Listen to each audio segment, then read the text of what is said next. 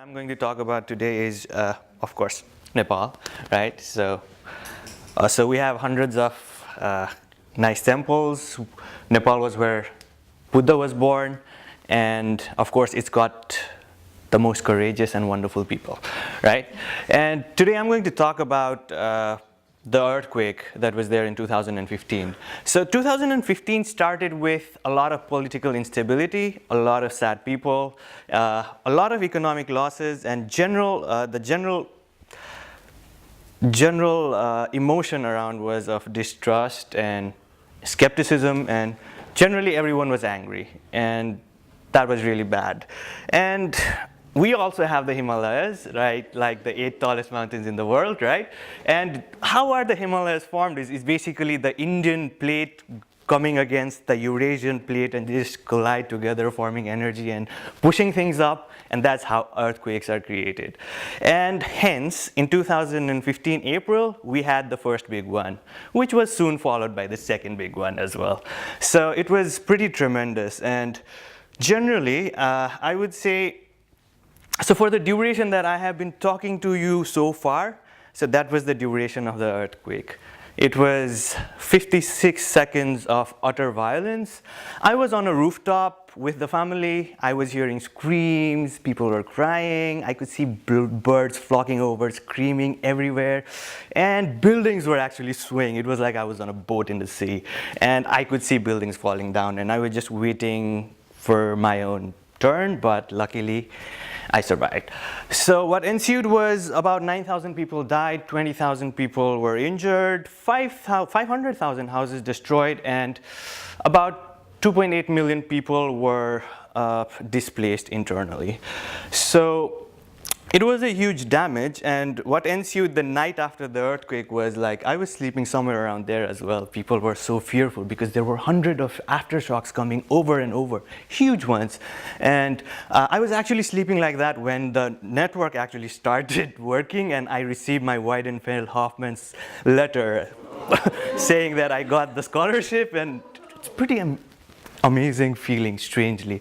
So I rushed, after the earthquake, I went to my hospital. It was so amazing that 90% of the staff were already there, putting their families safely. They came to the hospital and started working out, bringing out people from the wards and doing all kinds of things as news started pouring in. So historically, the worst accident in the Everest base camp took place, and a big avalanche took over the whole base camp. 20 people died, hundreds of people were injured, and it was pretty good that the medical team managed to keep everything intact for as long as they could.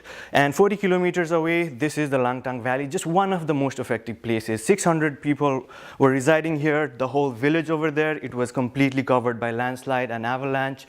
Tourists as well as a lot of locals died and displaced, and after a few weeks they were brought to Kathmandu in camps.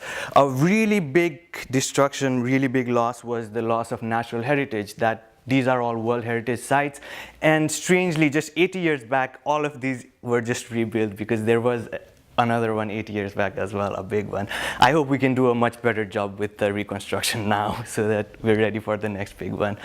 So the silver lining of this really dark cloud was communities, people, youth coming together. You can see tourists helping there. It was mostly the local community who helped with the relief efforts and bringing people out, because the armed forces, they could just do as much. And there were groups formed and youth groups who coordinated together. They came together and people contributed like whatever they could in terms of clothes, a bag of rice. Or some people, even like for us, some people provided a lot of transportation to travel to these remote areas and do what we could. The heroes of that hour, strangely, was the police and the army. They were there. Their families were affected by the earthquake. A lot of their own one, they didn't even know who was where for their families, but they worked day and night for the relief efforts, and kudos to them.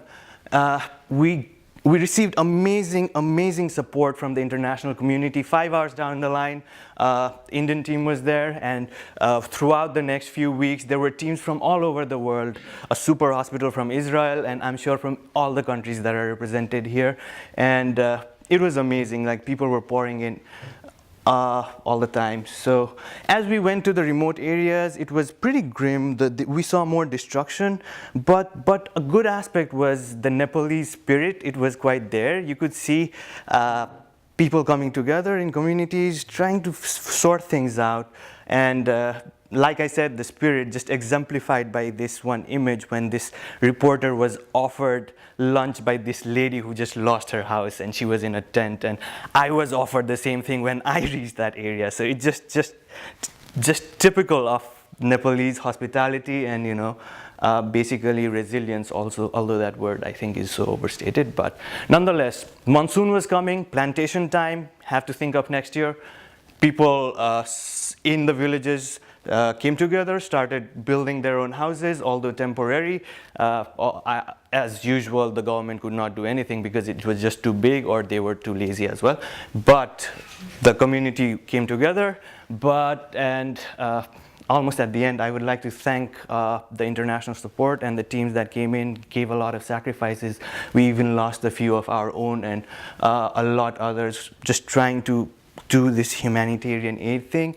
And also like to thank the billions of people all over the world who prayed for us throughout that bag incident.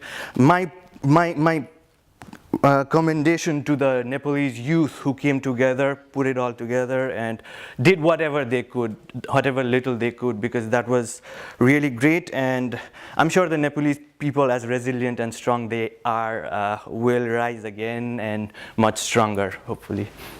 Thank you.